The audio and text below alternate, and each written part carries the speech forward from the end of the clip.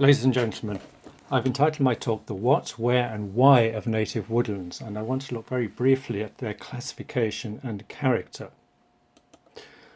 Over the last 20 years or so, we have greatly increased our understanding and knowledge of native woodlands, thanks to a number of surveys and research which I've listed here on the slide. But the most important survey was the National Survey of Native Woodlands, undertaken for the National Parks and Wildlife Service and Forest Service and financed by both organisations. Before I go into the details of our native woodlands, I'd like to step back a minute and look at the context in terms of the natural vegetation of Europe.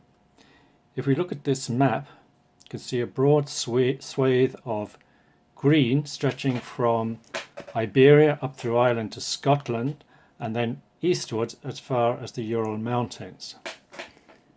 These are the mesophytic deciduous broadleaf forests, forests of oak, ash, alder and birch, and on the European mainland and parts of Britain, beech.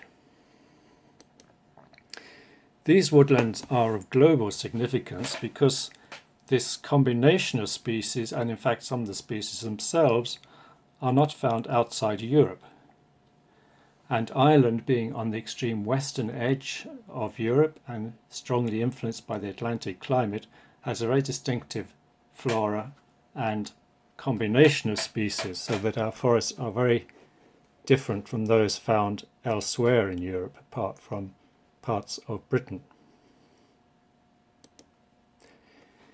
If we look at one of these in particular, ash woodlands, you can see from this map that the focus of ash woodlands is on Ireland and Britain, with a few outlying areas in northern Iberia, southwest France, and locally along the Norwegian coast.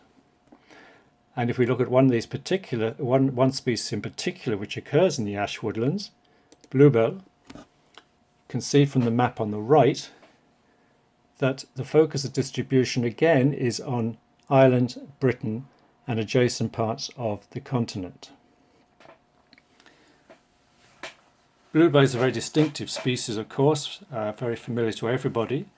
And if you're out in the woods in the next few weeks, it's worth bearing in mind that bluebell is not found elsewhere in the world.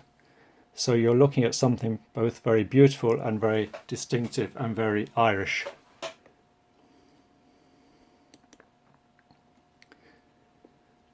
So let's look now at the principal native woodland types. These are based on the National Survey as found in the publication in 2008 by Perrin et al., although it has been recently revised slightly, and the new classification can be found in ERICA. That's a classification system under the Biological Records Centre. So we have four basic types: sessile oak woodland, ash woodland, alder woodland, and birch woodland, with a number of minor types such as yew and willow. Each of these four major types have a number of subtypes, so we end up altogether with about 24, 25 different types of native woodland. So what determines the distribution and character of these woodlands? There are four main factors: climate, soils, hydrology, and human activity. For the sake of this talk, I combine soils and hydrology as they're very closely interlinked. We're all familiar with the climate of Ireland, the strong west to east rainfall gradient, which even in a landmass as small as Ireland leads to pronounced variations in the nature of the woodland vegetation. Ferns, bryophytes and lichens are much more abundant in the west than in the drier east. There's also a northeast-southwest temperature gradient, which is less pronounced but still sufficiently marked that certain species, for example Irish spurge, is only confined to the southwest of the country. If we look at the soils and this schematic distribution, is a graph. This graph shows vegetation in terms of soil dryness and soil acidity. And the x-axis go from dry to wet, on the y-axis acidic to non-acidic. In the bottom left-hand corner, on the dry acidic soils, and by dry I mean well drained rather than waterlogged, or rather than very dry in sense of climatically dry, we find sessile oak woodrush woodlands. As the soils become less acidic and more calcareous, we find sessile oak woodlands increasingly have elements of hazel and ash, and gradually sessile oak is replaced by pedunculate oak. So in the dry to medium wet non-acidic soils we find ash ivy woodland. As the soils become wetter, alder becomes more prominent, and on very wet sites alder is the dominant tree species. Finally, the birch woodland. Birch is very widespread and principally found on drier soils, but also can occur on wet soils. In fact, birch is the only tree species which can tolerate wet acidic soils, the only native tree species that is.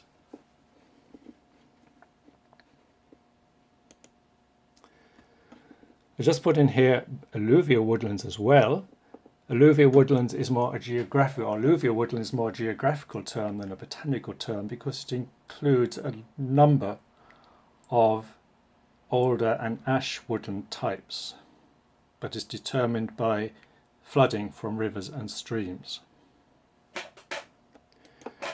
Willow woodlands are found principally on wet soils, and at the other end of the spectrum we have yew woodland, which is more or less confined to very shallow, dry, calcareous soils and based principally on limestone outcrops.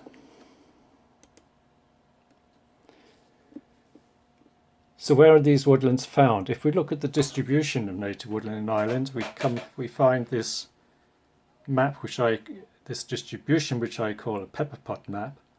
I'm sorry it doesn't include information on the north, but you can see from here that woodland is distributed widely throughout the country except the very extreme west, parts of Mayo, Galway and Donegal. And this is the final product of centuries and in fact millennia of woodland clearance and recent planting, which is only a very small percentage of the area. But you can see certain foci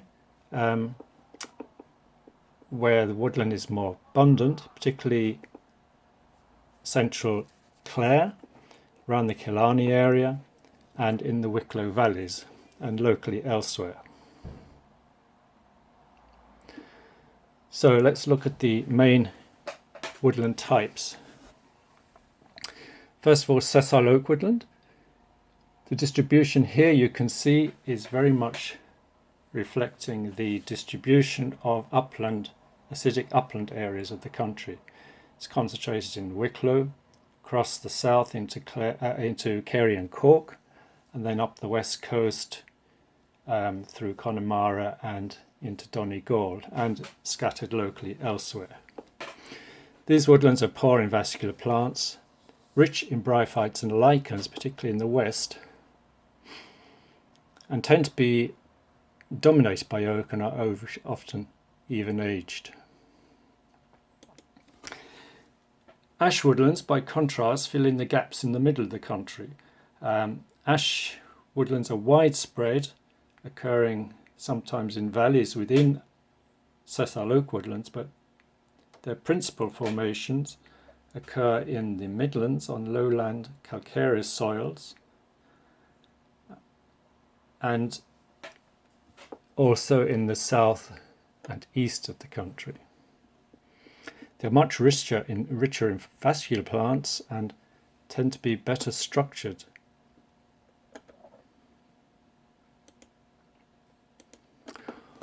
Older woodlands. Older again is widespread wherever the soils are wet, but the concentration you can see from this map is in the North Midlands and the drumlin areas of North Midlands, where there's a lot of where drainage is impeded, and you can also see a concentration in East Clare, and locally also on some of the upland plateaus in the southeast, such as in Kilkenny, Castlecombe Plateau, Kilkenny, Carlow. These woodlands also tend to be species rich, and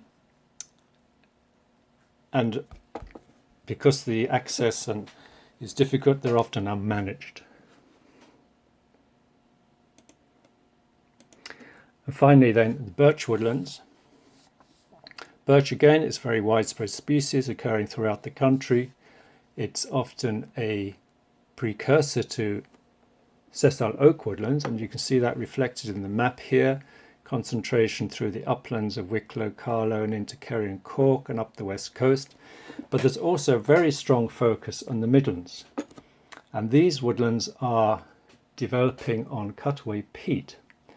In fact, it's probably one of the most extensive woodland types in the country now, and is actually increasing. They tend to be species poor and very uniform, and very often untouched by man, compared with oak and ash woodlands, which have a very long history of human management. So what can we glean from these surveys? What practical implications has this knowledge that we've obtained? If we just go back briefly to the four main types, you can see the oak woodlands, as I mentioned, are often poor in vascular plants, monospecific. The oak has been selected over centuries as being the better timber for construction, and in particular for firewood as a form of, particularly for charcoal. So many of them are coppiced and now even aged. As they tend to be in the uplands, they also tend to be overgrazed or heavily grazed by sheep formerly, and now by deer. Whereas in contrast, the ash woodlands, which are mostly on the lower land, these tend to have been managed in a different way. They're often well structured. In this particular example, I think the woodland is being managed under continuous canopy method, and you can see here very well developed shrub and herbaceous layer. And because these are often enclosed, they tend to be more lightly grazed, allowing for, or not at all in this case by the looks of it, and there's much better regeneration. In the wet woodlands, the older woodlands, because the terrain is often very difficult, it's very wet, it's hard to get into to manage it and to remove the timber, so they tend to be rather neglected looking, unmanaged. They also tend to be ungrazed. There's often a lot of dead and fallen timber.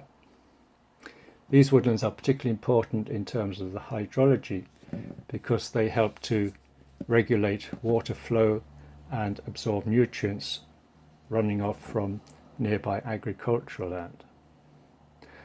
And finally, the birch woodlands, as I mentioned, very species poor, often very uniform. They're young woodlands, typically even aged, and with a rather uniform structure.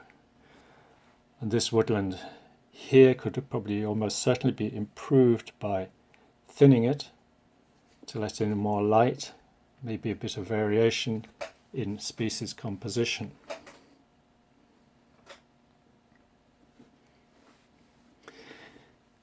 This information also, of course, enables us to decide how the woodlands can be managed in the future.